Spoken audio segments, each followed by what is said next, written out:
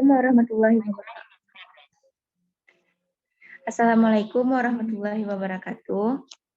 Waalaikumsalam warahmatullahi wabarakatuh. Baiklah, kami dari kelompok 1 akan memulai diskusi pada pagi hari ini.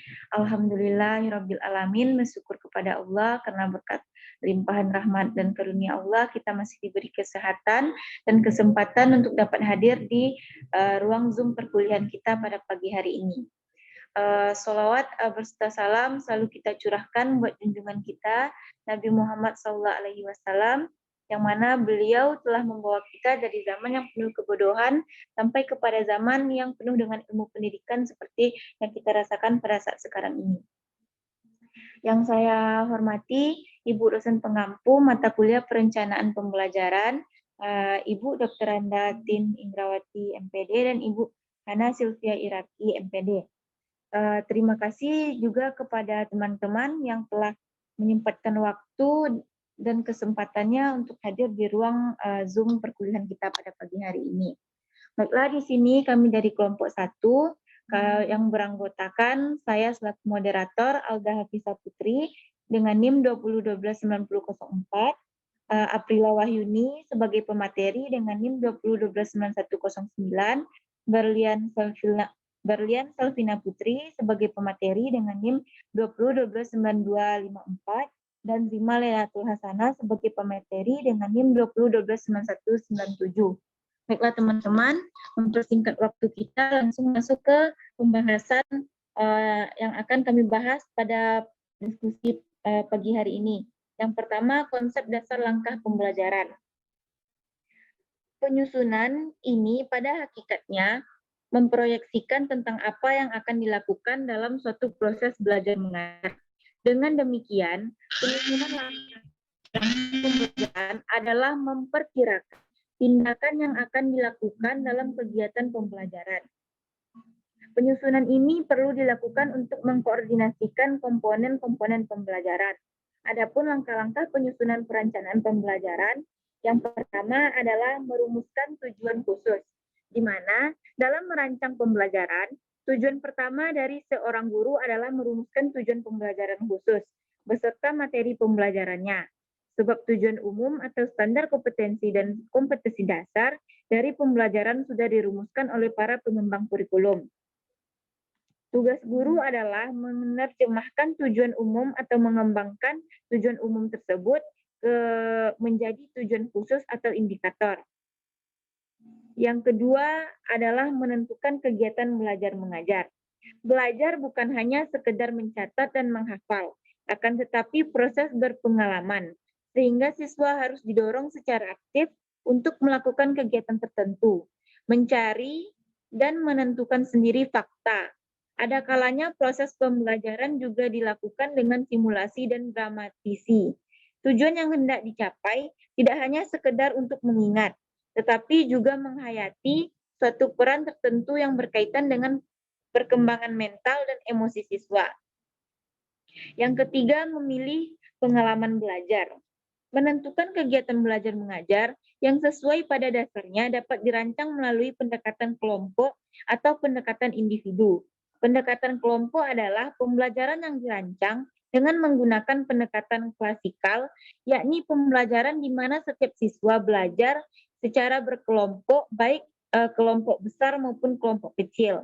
Pembelajaran individual adalah pembelajaran di mana siswa belajar secara mandiri melalui bahan ajar yang dirancang demikian sehingga siswa dapat belajar menurut kecepatan dan kemampuannya masing-masing. Yang keempat adalah menentukan orang yang terlibat dalam proses pembelajaran. Orang-orang yang akan terlibat dalam proses pembelajaran dan berperan sebagai sumber belajar meliputi instruktur atau guru dan tenaga profesional. Peran guru dalam proses pembelajaran adalah sebagai pengelola pembelajaran.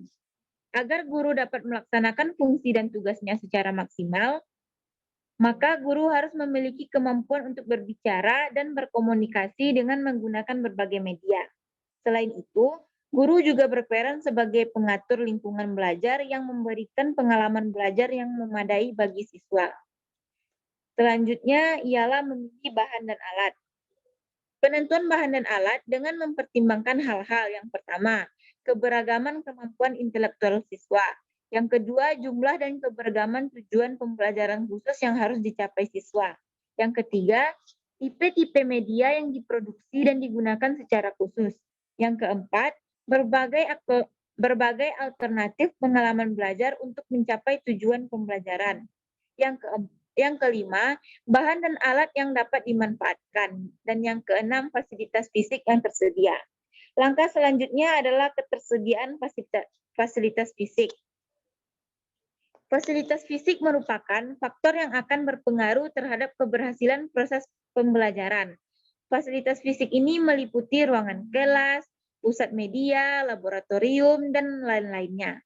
Guru dan siswa akan bekerja sama menggunakan bahan belajar, memanfaatkan alat, berdiskusi, dan lain sebagainya. Dan kesemuanya itu dapat digunakan melalui proses perencanaan yang matang melalui pengaturan secara profesional, termasuk adanya dukungan finansial sesuai dengan kebutuhan tersebut. Langkah selanjutnya atau langkah yang terakhir adalah perencanaan, evaluasi, dan pengembangan. Prosedur evaluasi merupakan faktor penting dalam perencanaan pembelajaran, sebab dengan evaluasi akan dapat dilihat keberhasilan pengelolaan pembelajaran dan keberhasilan siswa mencapai tujuan pembelajaran. Untuk materi kriteria penyusunan langkah pembelajaran akan dibahas oleh Saudari Aprila Wahyuni. Kepada Aprila dipersilahkan. Baik, terima kasih atas kesempatannya moderator. Materi selanjutnya yaitu kriteria penyusunan langkah pembelajaran. Beberapa hal yang perlu diperhatikan sebelum menyusun langkah-langkah pembelajaran yaitu yang pertama, mengidentifikasi faktor pendukung dan faktor penghambat. Yang kedua, ketersediaan sumber belajar. Yang ketiga, merumuskan tujuan pembelajaran yang akan dicapai. Yang keempat, memilih dan menetapkan isi dan muatan atau bahan ajar. Yang kelima, merencanakan dan memperkirakan kebutuhan waktu yang sesuai. Ada 4 unsur terpenting dalam proses perencanaan pengajaran. Keempatnya dapat diwujudkan dengan jawaban terhadap berbagai pertanyaan ini. Yang pertama, untuk siapa program ini dirancang? Itu menyangkut siswa, mahasiswa, atau peserta. Yang kedua, kemampuan apa yang Anda inginkan untuk dipelajari? Itu menyangkut tujuan. Yang ketiga, bagaimana isi pelajaran atau keterampilan dapat dipelajari dengan baik. Ini menyangkut metode dan kegiatan belajar mengajar. Dan yang keempat, bagaimana Anda menentukan tingkat penguasaan pelajaran yang sudah dicapai. Ini menyangkut tata cara evaluasi. Keempat unsur dasar ini, yaitu siswa, tujuan, metode, dan evaluasi, merupakan kerangka acuan untuk perencanaan pengajaran bersistem. Keempat unsur ini saling keterkaitan dan dianggap sebagai rencana perancangan pengajaran menyeluruh. Dalam kenyataannya, ada beberapa komponen tambahan yang perlu mendapat perhatian dan yang membentuk suatu model rancangan pengajaran menjadi lengkap bila dipadukan dengan keempat komponen dasar tersebut. Sekian penyampaian materi dari saya kembalikan kepada moderator.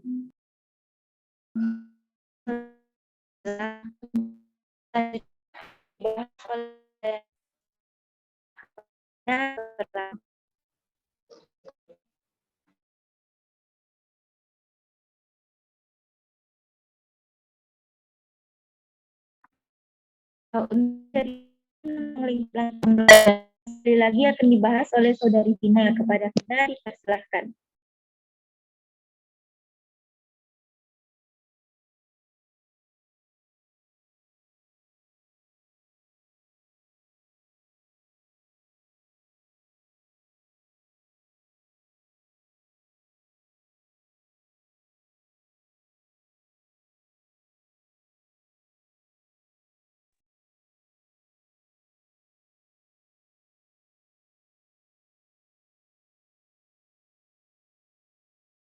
Kepada Saudari Vina dipersilahkan. Baiklah, terima kasih kepada moderator. Saya akan membacakan materi selanjutnya, yaitu tahapan dan ruang lingkup langkah pembelajaran, di mana kegiatan belajar juga berupa perkembangan mental dan didorong oleh tindakan pendidikan atau guru. Dengan kata lain, belajar ada kaitannya dengan usaha atau rekayasa guru. Dari segi siswa, belajar yang dialaminya sesuai dengan pertumbuhan jasmani dan perkembangan mental akan menghasilkan hasil belajar, kemudian hal itu akan menghasilkan program belajar sendiri sebagai perwujudan siswa menuju kemandirian. Dari segi guru, kegiatan belajar siswa merupakan akibat dari tindakan mendidik yang memberikan materi ajar sesuai dengan kriteria persiapan guru. Proses belajar siswa tersebut menghasilkan perilaku yang baik dikehendaki oleh aturan persekolahan sehingga menghasilkan anak didik yang berjiwa besar dalam dunia pendidikan, sekaligus menjadi orang yang benar-benar berbudi baik di mata masyarakat. Dalam pengelolaan program pembelajaran ada beberapa langkah atau tahapan yang harus dijalani oleh seorang guru. Tahapan tersebut sama dengan tahapan pengelolaan pembelajaran mata pelajaran antara lain yaitu 1. Tahapan persiapan atau perencanaan, 2. Tahapan pelaksanaan, 3. Tahapan penilaian atau evaluasi.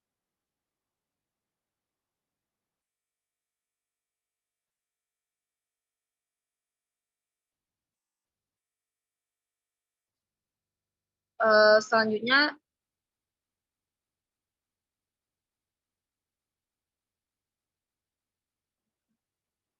tahapan dan ruang lingkup langkah pembelajaran.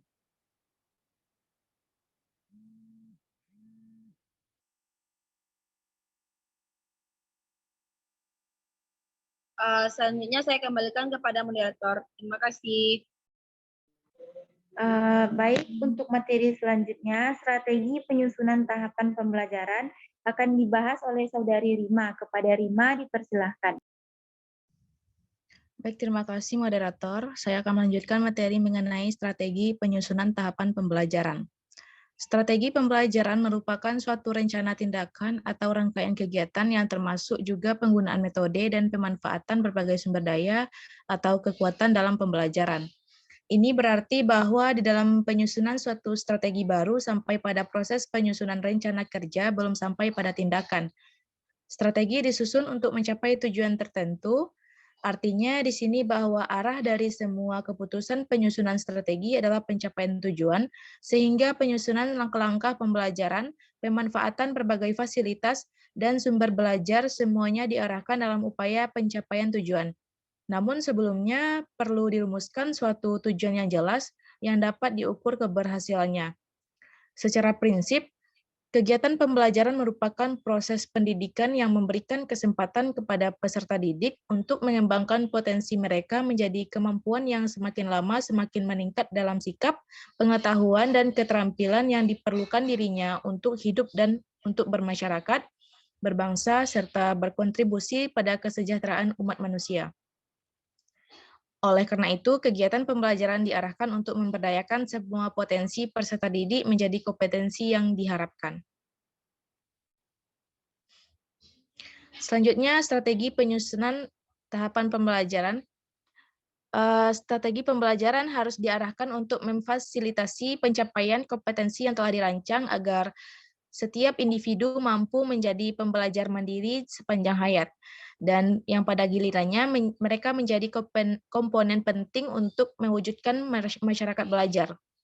Kualitas lain yang dikembangkan dan harus terrealisasikan dalam proses pembelajaran antara lain kreativitas, kemandirian, kerjasama, solidaritas, kepemimpinan, empati, toleransi, dan kecakapan hidup peserta didik guna membentuk watak serta meningkatkan peradaban dan martabat bangsa.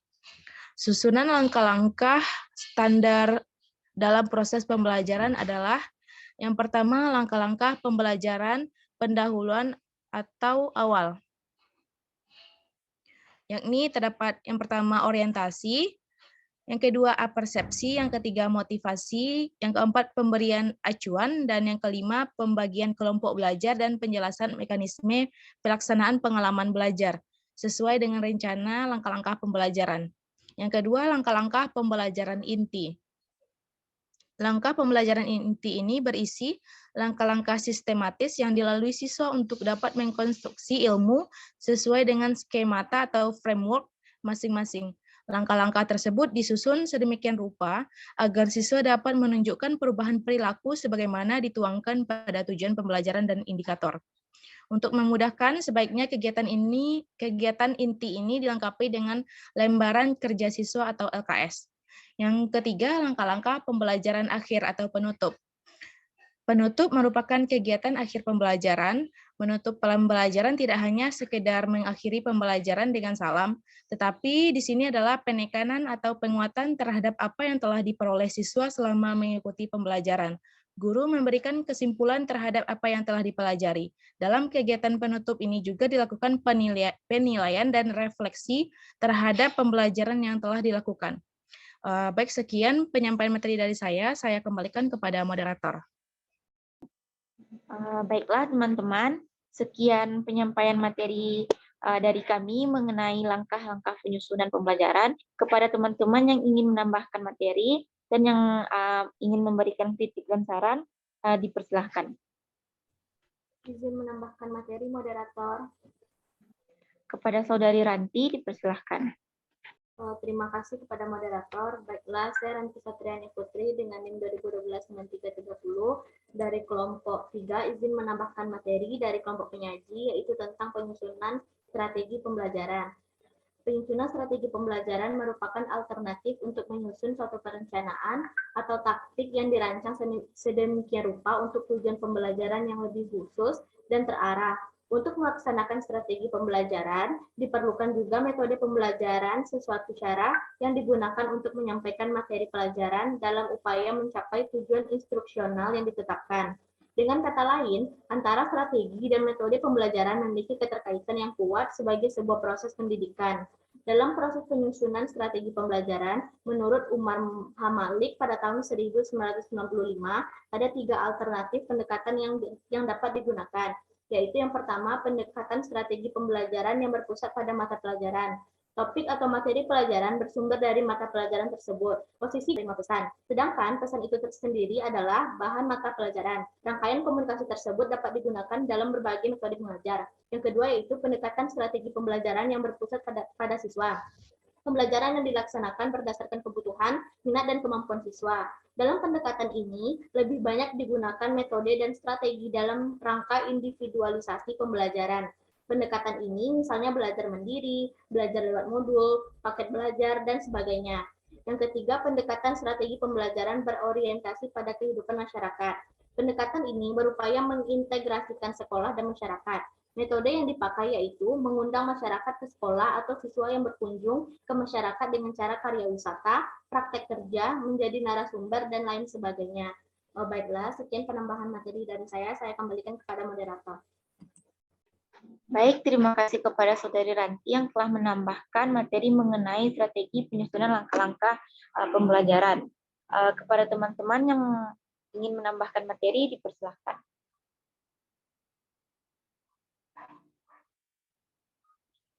Oke, baiklah teman-teman, jika tidak ada lagi tambahan materi dari teman-teman semua, kami akan membuka sesi pertanyaan. Di sini kami membuka 4 pertanyaan. Kepada teman-teman yang ingin bertanya, bisa di raise hand. Izin bertanya, moderator. Kepada Saudari Putri, dipersilahkan. Baik, saya Siti Nur Anissa Putri dari kelompok 6 ingin bertanya kepada kelompok penyaji. Yaitu di dalam PPT penyaji ada kriteria penyusun langkah pembelajaran. Jadi soalnya, jelaskan bagaimana cara mengidentifikasi faktor pendukung dan penghambat dalam kriteria penyusun langkah pembelajaran. Sekian, terima kasih. Baik, terima kasih kembali Saudari Putri. Diharapkan kepada teman-teman yang masih bertanya untuk mengetik ulang pertanyaan di chat Zoom. Baik, kepada Saudari Mutia Nurulnisa, dipersilahkan. Baik, terima kasih moderator. Perkenalkan, saya Mutia Nurulnisa, NIM 2012-9171 dari kelompok 5, izin bertanya kepada kelompok penyaji. Jelaskan nilai perencanaan yang dapat dijadikan sebagai kriteria penyusunan langkah pembelajaran. Baiklah, sekian pertanyaan dari saya kembalikan kepada moderator. Terima kasih. Baik, terima kasih kembali kepada Saudari Mutia. Kepada Kepada Saudari Windy dipersilahkan.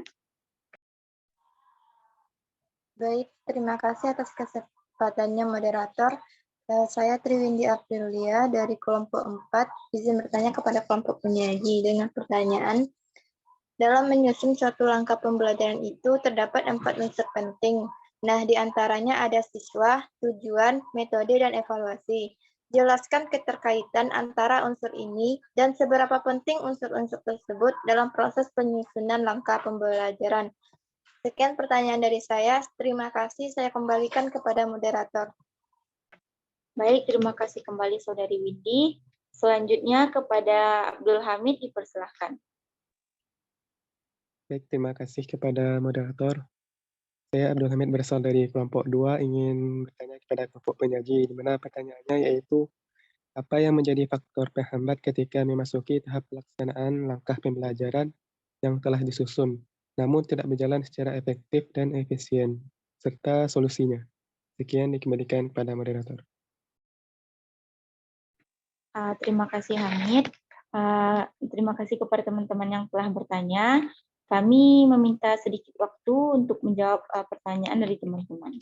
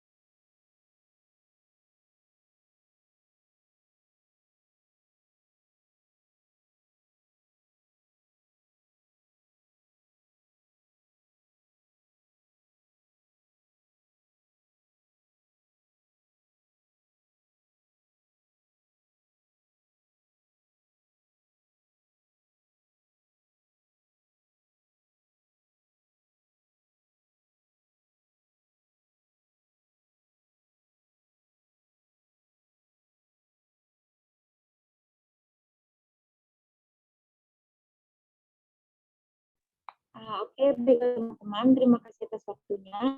Di sini pertanyaan pertama adalah pertanyaan dari Saudari Siti Nur Anisa Putri, yang mana pertanyaannya jelaskan dan bagaimana cara mengidentifikasi faktor pendukung dan penghambat dalam kriteria penyusunan langkah pembelajaran. Di mana pertanyaan dari Putri ini akan dijawab oleh Saudari Vina. Kepada Vina dipersilahkan.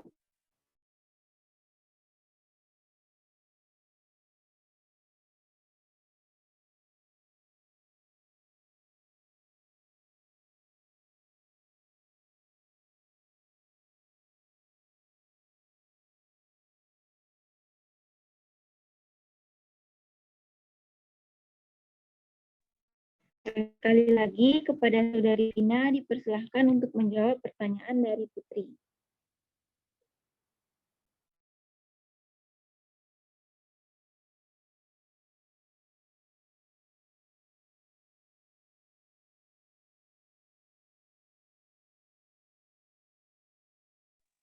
Maaf teman-teman semua, pertanyaan dari Saudari Putri kami pending lebih dahulu. Mungkin kendala jaringan. Untuk pertanyaan yang kedua, pertanyaan dari Saudari Triwindi Aprila, yang mana pertanyaannya, dalam menyusun suatu langkah pembelajaran, terdapat empat unsur penting. Di antaranya ada siswa, tujuan, metode, dan evaluasi. Pertanyaannya, jelaskan keterkaitan antara unsur tersebut dan seberapa penting unsur-unsur tersebut dalam proses penyusunan langkah pembelajaran. Di mana pertanyaan ini akan langsung saya jawab. Keempat unsur ini saling berkaitan, di mana dalam penyusunan langkah pembelajaran, guru harus memahami untuk siapa langkah pembelajaran tersebut dirancang. Di mana siswa di sana dinyatakan sebagai subjek utama dalam penyusunan langkah-langkah pembelajaran tersebut. Selanjutnya, Untuk unsur tujuan ini menggambarkan kemampuan-kemampuan yang akan dicapai siswa dalam pembelajaran nantinya. Sehingga keterkaitan antara unsur tujuan dengan unsur siswa, maaf teman-teman, saya hentikan terlebih dahulu.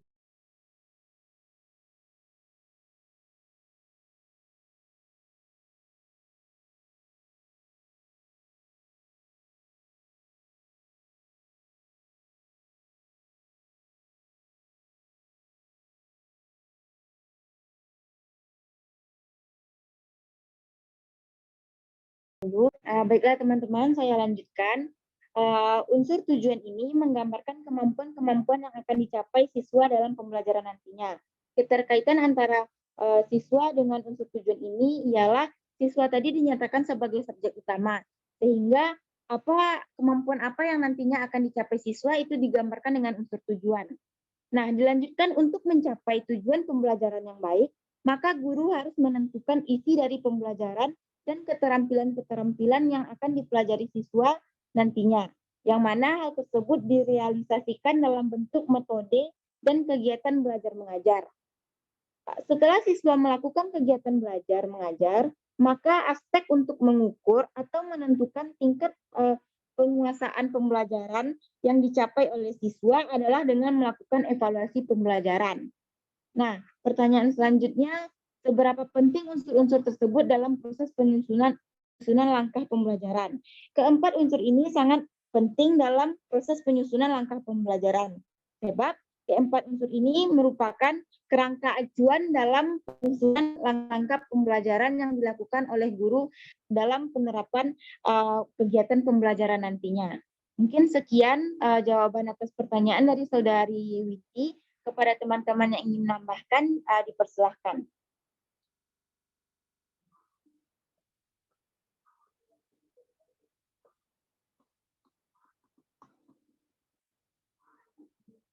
Baiklah, jika tidak ada tambahan atas pertanyaan dari Saudari Windy ini, saya kembalikan kepada Saudari Windy. Bagaimana tanggapan Saudari Windy atas jawaban yang telah saya berikan?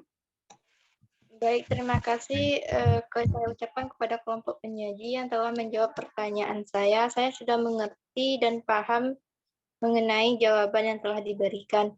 Sekian, saya kembalikan kepada moderator. Baik, terima kasih kembali Windy. Untuk pertanyaan selanjutnya, pertanyaan dari Saudari Mutia Nurul Nisa, yang mana pertanyaannya jelaskan nilai perencanaan yang dapat dijadikan sebagai kriteria penyusunan langkah pembelajaran. Pertanyaan ini akan dijawab oleh Saudari Rima. Kepada Rima, dipersilahkan. Baik, terima kasih moderator. Saya akan menjawab pertanyaan Mutia Nurul Nisa mengenai nilai perencanaan yang dapat dijadikan sebagai kriteria penyusunan langkah pembelajaran.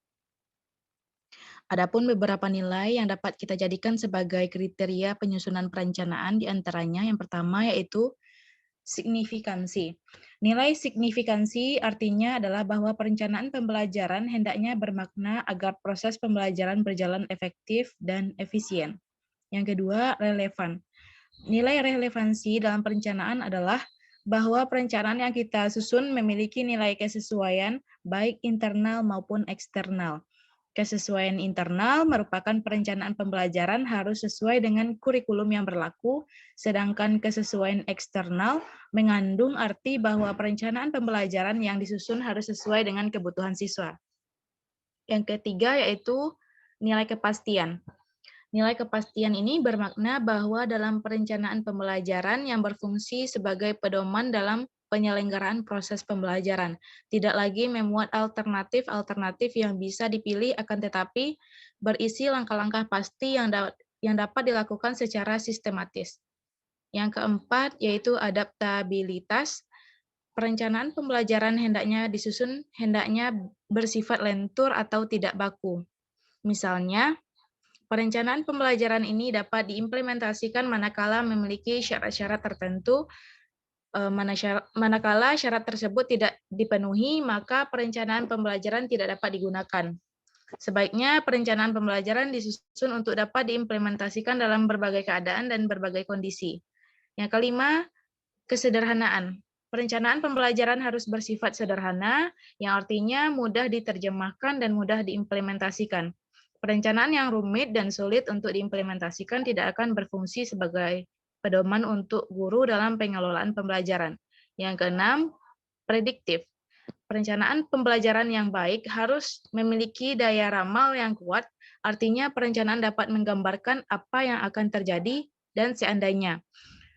Daya ramal ini sangat penting untuk mengantisipasi berbagai kemungkinan yang akan terjadi, dengan demikian akan mudah bagi guru untuk mengantisipasinya. Sekian jawaban saya atas pertanyaan Mutia Nurunisa. Saya kembalikan kepada moderator. Terima kasih. Baik, terima kasih Rima. Kepada teman-teman yang ingin menambahkan jawaban atas pertanyaan dari Saudari Mutia, dipersilahkan.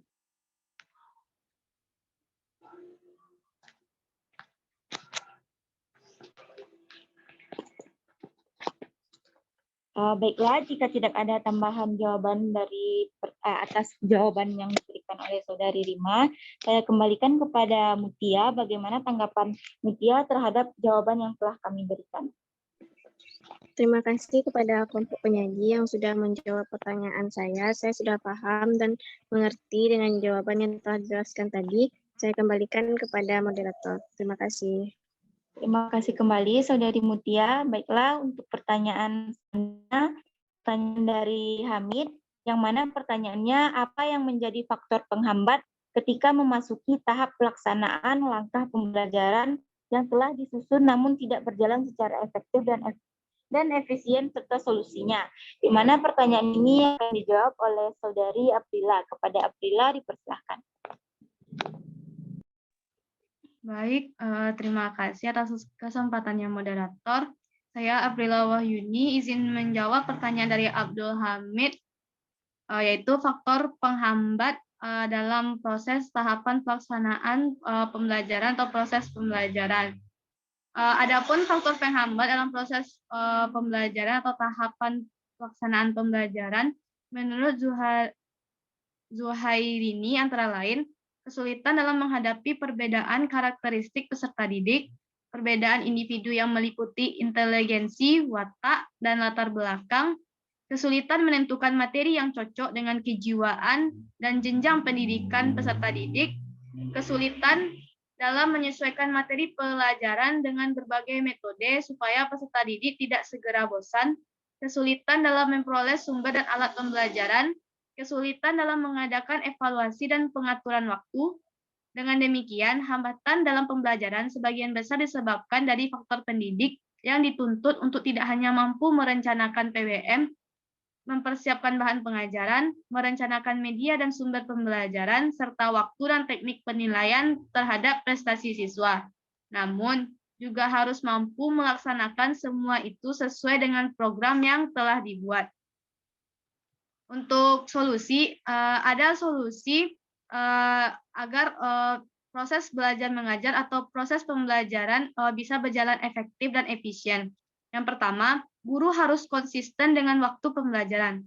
Waktu sangat mempengaruhi, jadi guru tidak boleh datang terlambat masuk kelas, tidak mengulur waktu selesai pembelajaran, tidak mengganti atau menukar jam pelajaran secara mendadak.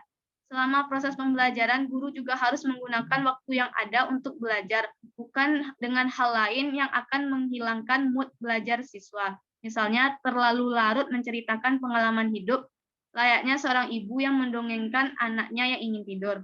Yang kedua, berikanlah materi pengajaran sesuai dengan silabus dan RPP. Selama waktu belajar tidak membahas hal lain di luar konteks pembelajaran, kecuali hanya sekedar ice breaking untuk kembali memfokuskan konsentrasi siswa yang lelah belajar. Gunakanlah waktu seefektif dan seefisien mungkin selama belajar untuk mencapai tujuan pembelajaran. Sebagai guru yang profesional, tentunya membuat silabus dan RPP bukan hal yang sulit. Jika membutuhkan referensi, banyak di internet silabus dan RPP dari kurikulum manapun. Yang ketiga, pemilihan metode atau model pembelajaran kerja kelompok. Materi pembelajaran dan metode atau model pembelajaran haruslah cocok. Maksudnya, metode atau model pembelajaran yang digunakan haruslah sesuai dengan materi yang akan disampaikan. Misalnya, materi yang padat, yang banyak penjelasan tidaklah pas jika menggunakan metode ceramah yang akan sangat membosankan bagi siswa. Hanya memandang guru berdiri di depan atau tengah kelas, menjelaskan dengan bahasa buku atau sibuk mencatat di papan tulis. Cobalah menggantinya dengan diskusi kelompok yang selain akan terlihat kemampuan presentasi siswa, akan terlihat juga keaktifan semua siswa berinteraksi selama diskusi. Pemilihan metode atau model pembelajaran yang tepat untuk sebuah materi pembelajaran menciptakan pembelajaran yang efektif dan efisien. Yang keempat, gunakan sumber belajar bisa berupa buku atau alat peraga. Sumber belajar merupakan referensi yang digunakan oleh guru dan siswa yang relevan dengan materi pembelajaran. Sumber belajar bisa berupa buku atau alat peraga yang menunjang proses pembelajaran. Materi bagus, metode atau model pembelajaran yang digunakan tepat sesuai dengan materi. Namun, sumber belajar yang berupa alat peraga atau alat bantu mengajar tidak ada atau kurang memadai. Hal ini akan membuat kurang tertarik untuk belajar sehingga proses pembelajaran tidak efektif dan efisien. Alat peraga dalam pembelajaran sama pentingnya dengan sumber belajar. Sekian jawaban dari saya kembalikan kepada moderator. Baik, sekian jawaban atas pertanyaan Hamid. Kepada teman-teman yang ingin menambahkan jawaban atas pertanyaan dari Hamid, dipersilahkan.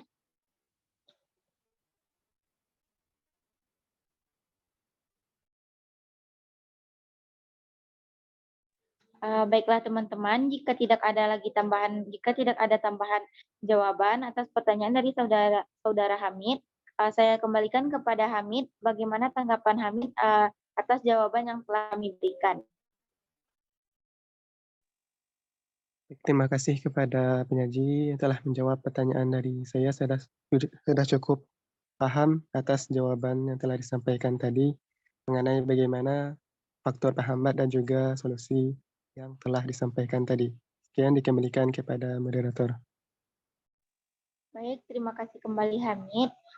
Untuk pertanyaan saudari Putri tadi akan kami jawab, di mana pertanyaannya jelaskan dan bagaimana cara mengidentifikasi faktor pendukung dan penghambat dalam kriteria penyusunan langkah pembelajaran. Yang akan dijawab oleh saudari Vina. Kepada Vina dipersilahkan.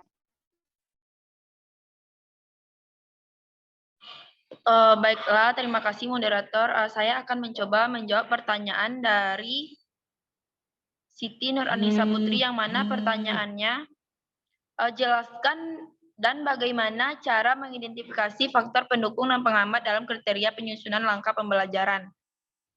Yaitu selama proses pembelajaran guru pasti akan menghadapi berbagai macam masalah yang terjadi. Masalah tersebut dapat menjadi faktor penghambat belajar sehingga peserta didik tidak nyaman berada di kelas dan tidak mengerti apa yang disampaikan oleh guru.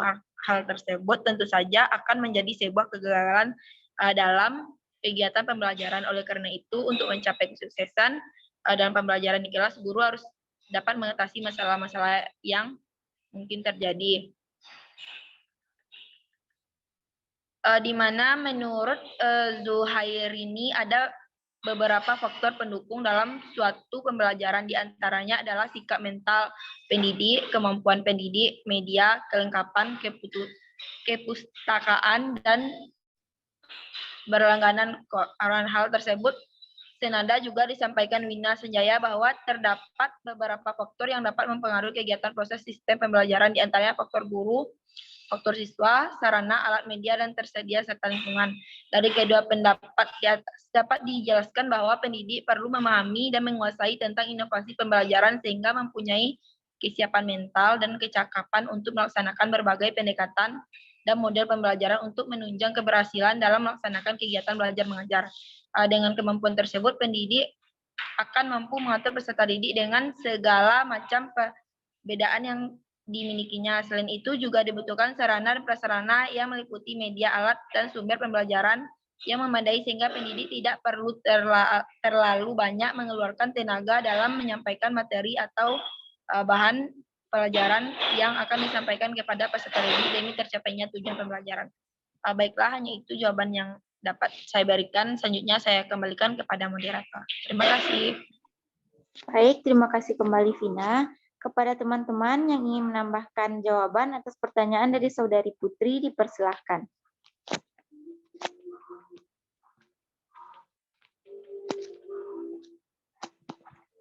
Baiklah, jika tidak ada tambahan dari teman-teman, saya kembalikan kepada Saudari Putri. Bagaimana tanggapan Putri atas jawaban yang telah kami berikan?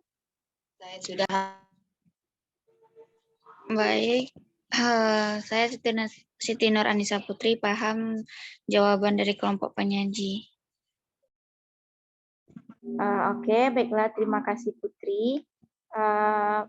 Sekianlah teman-teman diskusi kita pada pagi hari ini. Karena untuk penyempurnaan diskusi kita, Ibu dosen pengampu mata kuliah kita tidak ada di ruang Zoom, mungkin langsung saya simpulkan saja. Maka kesimpulan dari diskusi kita pada pagi hari ini ialah penyusunan langkah-langkah pembelajaran pada hakikatnya memproyeksikan tentang apa yang akan dilakukan dalam suatu proses belajar mengajar. Langkah-langkah pembelajaran disusun untuk membantu siswa menguasai kompetensi dasar yang diberikan. Langkah-langkah penyusunan perencanaan pembelajaran adalah yang pertama merumuskan tujuan khusus, memilih pengalaman belajar, menentukan kegiatan belajar mengajar, menentukan orang yang terlibat dalam proses pembelajaran, memilih bahan dan alat, ketersediaan fasilitas fisik, perencanaan, evaluasi, dan pengembangan. Selanjutnya, beberapa hal yang perlu diperhatikan sebelum menyusun langkah-langkah pembelajaran. Yang pertama, mengidentifikasi faktor pendukung dan faktor penghambat. Yang kedua, ketersediaan sumber belajar. Yang ketiga, merumuskan tujuan pembelajaran yang akan dicapai. Yang keempat, memilih dan menetapkan isi dan muatan atau bahan ajar.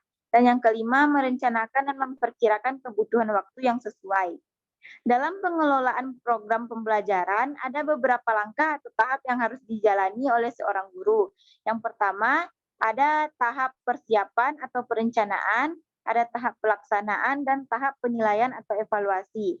Dan unsur-unsur penting dalam langkah-langkah penyusunan pembelajaran ini ada unsur siswa, unsur tujuan pembelajaran, unsur metode, dan evaluasi. Baiklah teman-teman, sekian diskusi kita pada pagi hari ini. Terima kasih kepada teman-teman yang telah berpartisipasi aktif dalam diskusi pada pagi hari ini. Mohon maaf atas segala kekurangan dan kesalahan. Akhir kata saya ucapkan Assalamualaikum warahmatullahi wabarakatuh. Waalaikumsalam Assalamualaikum warahmatullahi wabarakatuh. Terima kasih.